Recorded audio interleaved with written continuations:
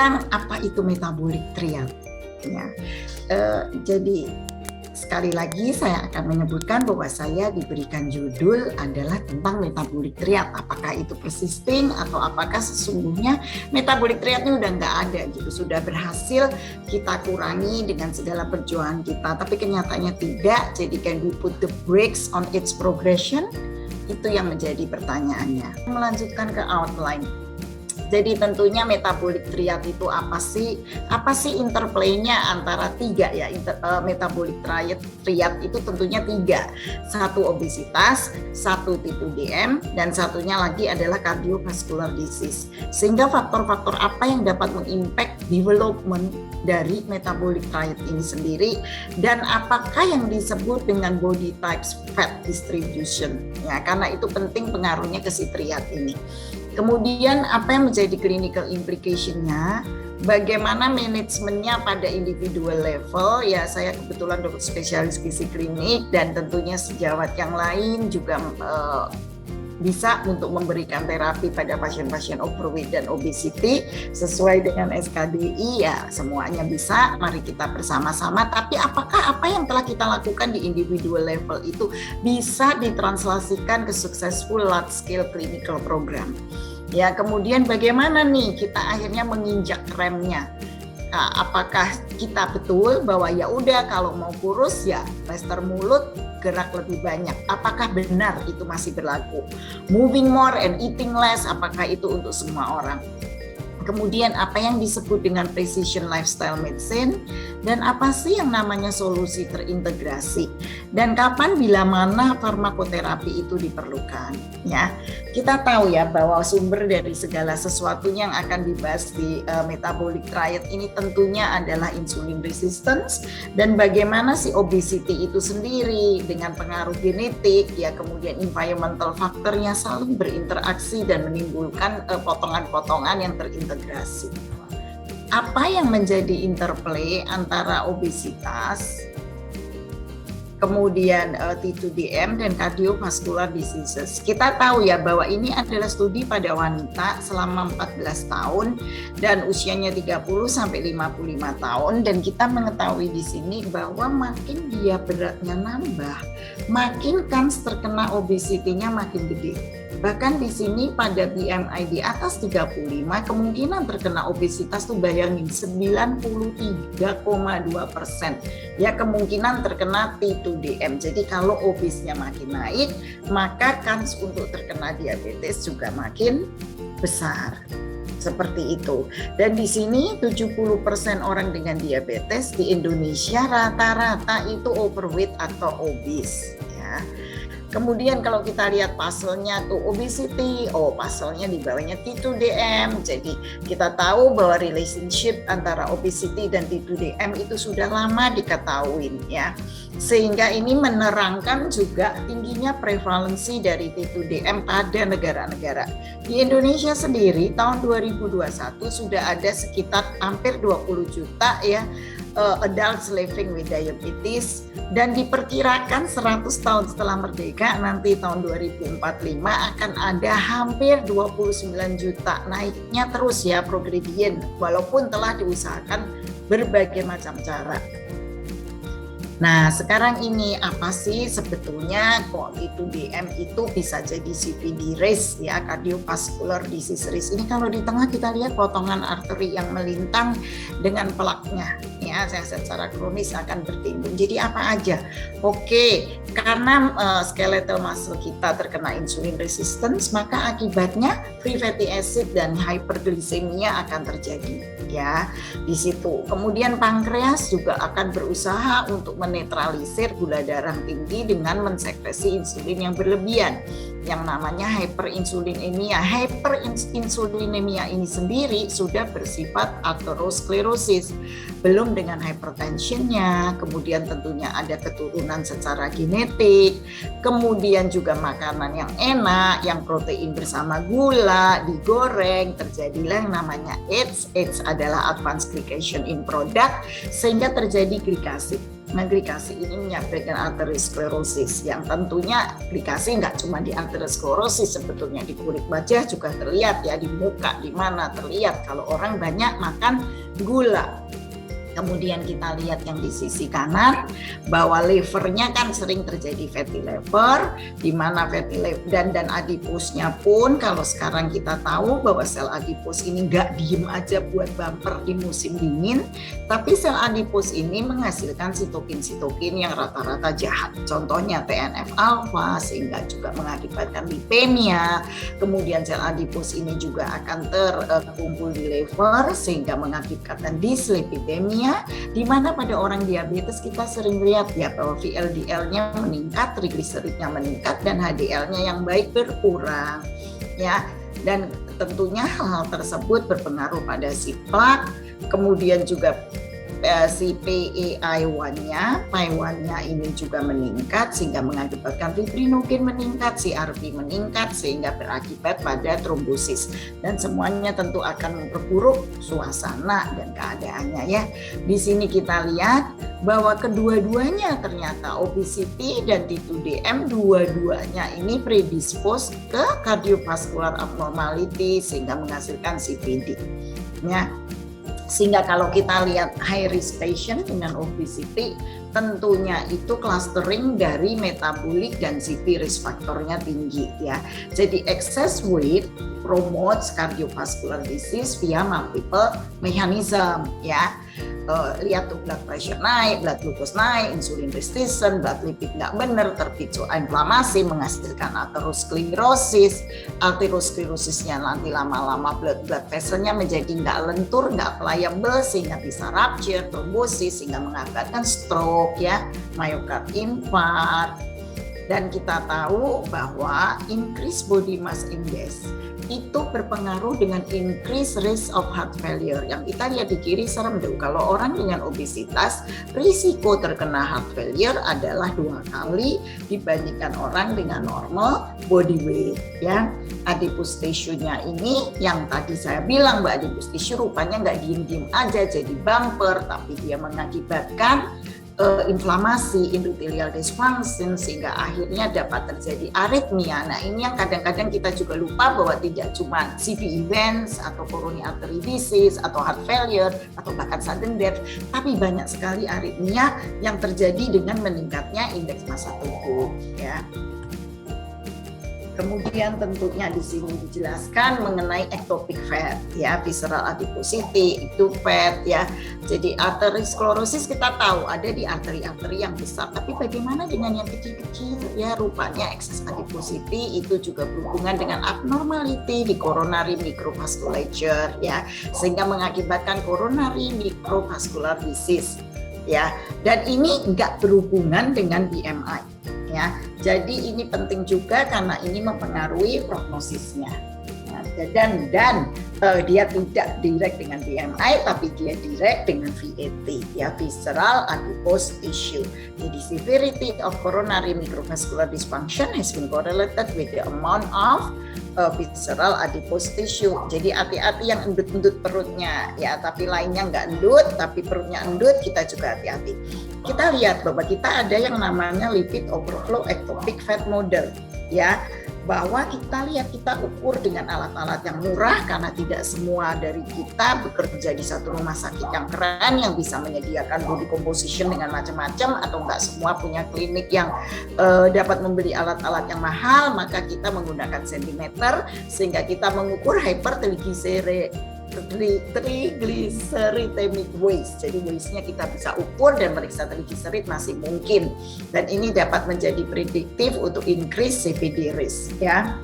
Dan serunya lagi bahwa si hypertriglyceridemic waste ini ternyata pada orang-orang Asia ya, Taiwanese adult men ini juga dapat berhubungan dengan hipogonadism.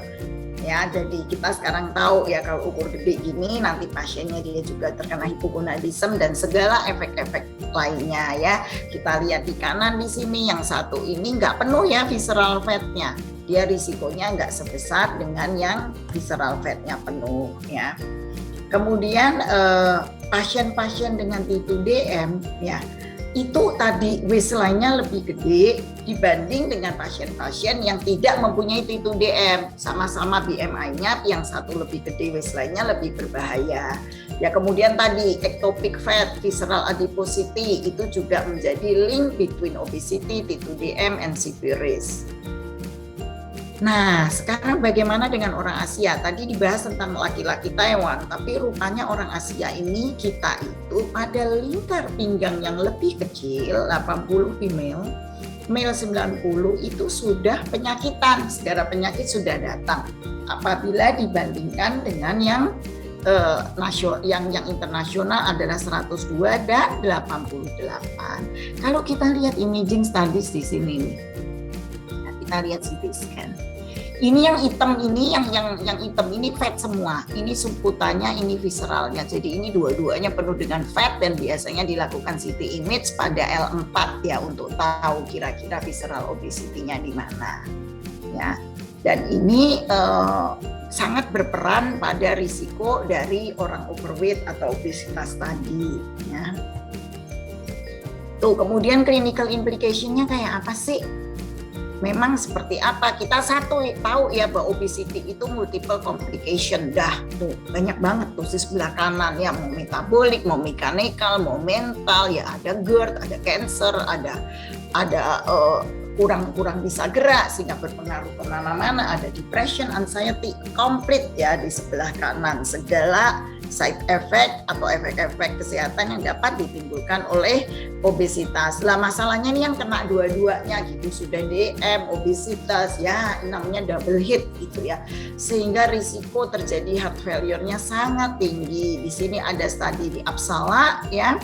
Di sini bahwa metabolic syndrome karena ini internasional, BMI-nya dipakai 29,4 ya, itu juga increase risk of developing heart failure-nya lebih dari 3 ya, significant after adjustment for established risk factors for heart failure. Kemudian di MESA juga yang di ectopic tadi, pericardial adipose tissue was associated with increased risk of all-cause CVD and atherosclerosis burden ya. Kemudian juga metabolic syndrome in T2DM ya, bahwa kalau glisemianya ini nggak pernah stabil ya, jelek ya, gula darahnya itu akan meningkatkan risiko terjadinya CVD. Kemudian ya ada satu yang menarik ya, kalau when it comes to obesity, the problem isn't an excess of fat doang, tetapi it's loss of function ya. Jadi negative health effects obesity itu nggak cuma karena lemaknya banyak gitu ya, dia hipertrofi gitu, tapi juga ability dari selnya itu sendiri, jadi disebutnya plasticity untuk response to changes itu berubah, sehingga inflamasi lebih banyak, thermogenesisnya impaired ya, kemudian tentunya reduce adipogenesis yang benar ya, fibrosis sekitarnya, terjadi hipoksia. Nah, sekarang bagaimana kan sebetulnya kalau mau baca studi jurnal pengetahuan sampai molekul tentang obesitas tuh banyak banget. Scientific knowledge-nya keren ya. Semua bisa dibaca, semua bisa diketahui. Tetapi ternyata pengetahuan yang begitu hebat bahkan sampai ke seluler itu belum bisa ditranslated into successful large scale clinical programs. Ini sayangnya ya. Jadi biasanya kalau pasien gendut dan mulai minum satu obat, kemudian datang lagi, minumnya obatnya nambah, kemudian beralih ke suntikan insulin, and so on, and tidak ada reverse-nya. Padahal apabila dapat dikurangi 5-10% dari weight-nya, itu lumayan gitu ya. Reduction in risk of type 2 DM, reduction in CV mortality, improvement in blood lipid profile, improvement in blood pressure, bahkan sampai ngoroknya ya, obstructive sleep apnea-nya pun berubah menjadi baik, sehingga quality of life-nya menjadi baik. Tapi long term maintenance dari reduced body weight inilah yang merupakan challenge. Nah, bagaimana sekarang mau put brakes-nya on? Gimana nih to stop diabetes ya? Nah, sekarang apa yang disebut dengan precision medicine dan apa yang disebut precision population health ya. Jadi sekarang biologinya, pengetahuannya kita tahu, tapi rupanya ini tidak pada one size fit all, dan kita tahu pengaruh dari environmental factor tentang affecting behavior. Ya, bagaimana kita nih, lingkungan kita nih obesogenic banget gitu, highly processed food, sosioekonomi, psychological. Ya, jadi yang seringnya kita itu terlalu ke individualnya, tapi tidak mempengaruhi environment-nya. Jadi his or her living environment, ya, karena kalau cuma dianya aja yang kita konsol dan semuanya, tapi environment-nya juga tidak kita jamah, ya, itu akan sangat limit di long term suksesnya. Jadi development of clinical solution itu lebih baik kalau bisa align dengan population-nya, dengan surrounding-nya. Makanya diperlukan precision lifestyle medicine juga, ya, sehingga itu dapat mengembrace precision population health. Nah, ini dan no one size fits all itu nggak cuma untuk orang gede, tapi kita tahu bahwa Asian adults, tadi kalau orang adult Asian risikonya lebih gede pada BMI yang lebih kecil atau pada waist circumference yang lebih kecil. Tapi rupanya itu tidak hanya pada orang Asian adult tapi atau middle age, tapi juga udah pada youth-nya. Ya, jadi beda. Specific attention should to be paid to adolescents of East and Southeast Asian. Ya, jadi even for youth. Sekarang nih pertanyaan tadi, kenapa sih kalau cuman suruh kurangin makan sama gerak itu nggak cukup rupanya? Nah, always work for everyone rupanya, karena kita tahu bahwa kita itu begitu turun berat badan untuk memaintain dan untuk mencapai plateau tertentu tuh sangat sulit dan sering timbul yo-yo effect. Karena metabolic rate-nya berkurang, ya increase hunger-nya bertambah. Jadi kalau orang gendut sudah kurus, itu tetap memerlukan terus 300 sampai 400 kalori per day untuk dapat memaintain body weight yang sudah berkurang itu. Dan physical activity level-nya pun mesti harus ditambah, ya. Nah, yang penting makanya kita di clinical setting, bagaimana kita bisa membreak ini. Apakah pemeriksaan genetik perlu? Iya perlu, tapi nggak semua bisa diperiksa genetik, ya, karena itu cost-nya juga mahal. Pasien terakhir datang ke saya bahwa pemeriksaan nutrigenomik katanya 12 juta, ya, jadi cukup mahal, ya. Dan biasanya pun di situ ada beberapa yang perlu diperhatikan which can help us sebagai clinician, tetapi tentunya kita tidak boleh lupa bahwa itu genetik. Tetapi kita tahu bahwa sampai suatu penyakit bisa terkena adalah kita mesti pull the trigger, ya kan. Kalau kita nggak pull the trigger, senjatanya udah dikokang, genetiknya ada, tapi kita nggak pull the trigger, itu tidak terjadi. Itulah yang namanya epigenetik. Jadi marilah kita beramai-ramai membenahi epigenetik. Epigenetik terdiri dari beberapa pilar. Pilar satu adalah nutrisinya. Kemudian tentunya kita membutuhkan nutraceutical untuk membantu, ya, ini belum sampai obat, baru nutraceutical, ya, kayak vitamin D, ALA, carnitin, carb blocker, fat blocker, whatever, ya, itu banyak di situ, ya, yang bisa membantu. Kemudian tentunya banyak herbs and spices. Kita tahu Indonesia sangat kaya, mempunyai banyak herbs and spices yang bisa diintegrated ke nutrition as supplement untuk membantu ini. Dan jangan melupakan peran dari gut health, di mana gut microbiome terjadi dysbiosis, terjadi leaky gut, kemudian food hypersensitivity, dan tentunya sedentary lifestyle harus sangat dijaga supaya jangan terjadi.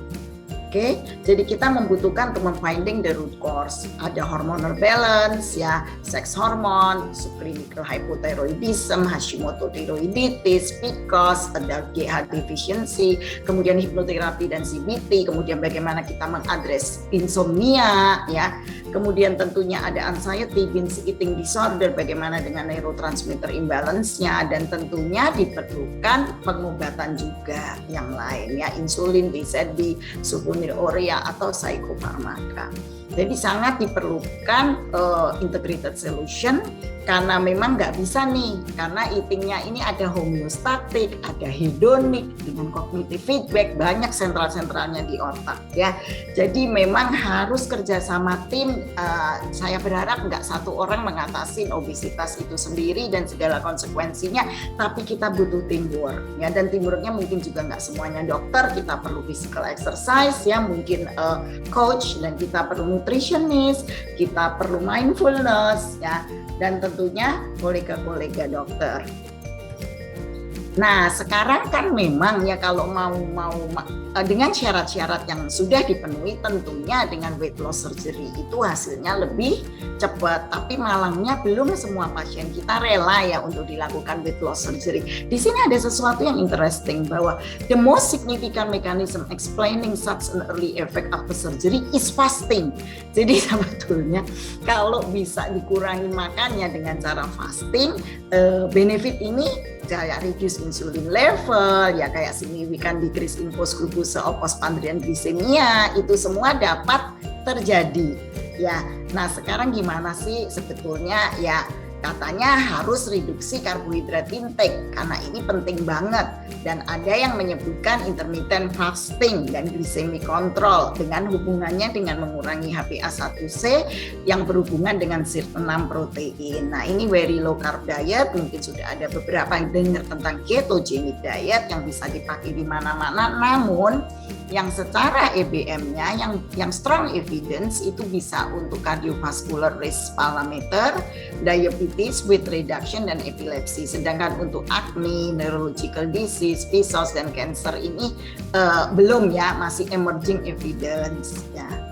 Sehingga dengan very low carb diet ini disebutkan bahwa low fat diabetes diet over 32 week, cukup lama ya, 8 bulan ya, itu bagus untuk weight loss dan nilai A1C-nya. Nah, sekarang ini gimana kalau orang-orang dengan diabetes ini terjadi weight loss? Ada yang namanya direct trial. Kalau kita lihat direct trial ini ya, itu sebetulnya dibandingin itu antara si control group dan intervention group. Coba dilihat. Yang intervention group itu proportion of achieving remission at 12 months itu keren banget, 46%. Sedangkan yang control group hanya 4%. Yang diukur adalah A1C-nya yang di bawah 6,5% ya. Kemudian kita lihat kalau weight loss-nya itu kita makin canggih, makin bisa mengurangi weight loss. Yang weight loss artinya fat loss ya, tentunya weight loss jangan nanti muscle-nya and bone-nya yang habis, ya jangan seperti itu. Maksudnya fat loss itu bahwa dengan kita makin meningkat weight loss-nya, itu remission-nya makin tinggi. Tuh. Tapi sekarang in people with diabetes sendiri, weight loss itu memang lebih susah gitu ya. Kenapa? Karena biasanya ada sedentary, karena apa ya, ada neuropati, ada heart disease, ada food ulcer. Jadi kan makin disuruh gerak makin susah. Kemudian reduction in glucosuria, kemudian pakai obat kan, ada sulfonil, ada tirzepatide, ada insulin. Nah, ini mengakibatkan weight gain. Ya, kalau metformin memang enggak. Kemudian tentunya ada stresnya sendiri, dan kita tahu stres adalah salah satu pilar juga untuk membuat orang menjadi susah turun lagi berat badannya. Kemudian ya kalau udah mulai gemeteran gitu, mulai hipoglikemia, pasien-pasien takut cepet-cepet cari makanan. Dan kadang-kadang cepet-cepet cari makanannya ini nggak pas dosisnya ya, malah overeating. Akibatnya hipoglikemia ini sendiri meningkatkan appetite. Nah, sekarang tentu ada farmakologi untuk membantu orang-orang seperti itu ya. Jadi ada GLP-1 reseptor agonis yang berfungsi anti-aterosklerotik, anti-inflamatori, dan modulasi dari tadi yang lining dari arterial tadi, arteri endotelialnya itu ya. Kemudian dapat 10% relative risk reduction in the 3-point major adverse CVD event ya. Death, myocardial infarction, and non-fatal stroke. Kemudian 13% risk reduction dari CV mortality ya, yang pasien-pasien itu yang menggunakan GLP-1 reseptor agonis ya. Kemudian dari tadi kita akan bahas terus ya tentang orang mungkin BMI-nya masih cukup tetapi massa lemaknya besar. Tentunya tentang GLP-1 agonis akan ada pembicaraan berikutnya dan saya tidak akan membahas lebih banyak. Ini hanya satu slide tentang bagaimana pentingnya untuk visceral dan ectopic fat-nya tadi ya. Jadi Kalau si liraglutid itu general reduction in VAT, visceral fat, compare with subcutaneous saja ya. Terus ada studi yang namanya sustain it, semaglutide unabated sustainability in treatment of T2DM. Ya, di sini juga reduction in visceral fat mass ya. Kemudian bagaimana dengan prospektif studinya pada obese Japanese individual yang ini 6 bulan. Ini hasilnya juga tuh decrease in visceral fat mass ya kira-kira 12% dan lemak-lemak yang intrahepatik tadi walaupun subcutan fatnya tidak ya. Jadi ada bala bantuan dan tentunya itu sudah sampai ke slide terakhir saya. Terima kasih untuk semua perhatiannya ya. Kita ingat kita harus juga menstop diabetes, menstop obesitas, bahwa obesitas itu jangan dianggap bukan penyakit karena sering kita lupa ya kalau lihat pasien-pasien yang overweight atau sangat overweight sehingga dia obes, kita sering menuduh oh ini karena memang makannya kenceng ya nggak mau gerak gitu. Jadi sebetulnya tuduhan-tuduhan seperti itu hanya akan menimbulkan stigma pada pasien-pasien tersebut dan kita jangan stigmatisasi lagi karena memang mereka itu harus berjuang ya. Jadi obesitas harus dianggap sebagai suatu disease dan itu sudah diakui. Selain itu juga tidak bisa hanya bilang eating less aja, move more, itu nggak cukup lagi dengan itu karena tentunya ini semuanya sangat kompleks. Kita tahu ya akhirnya ada satu statement di situ, anonymous statement, tapi saya suka statement ini karena pasien sering ngeluh ya udah turun sekian banyak berhasil, tahu-tahu yo-yo effect dan plateau dan naik lagi, means dia harus berjuang lagi dan perjuangan ini nggak pernah berhenti dan kayaknya kok jadi long life gitu ya karena ini chronic disease actually. Tapi di sinilah yang keluhan-keluhan pasien ini kita jawab dengan satu kalimat, losing weight is hard. Saya juga sadar ya susah. Maintaining weight is hard, if not harder. Actually saya akan tambahin di situ harder ya.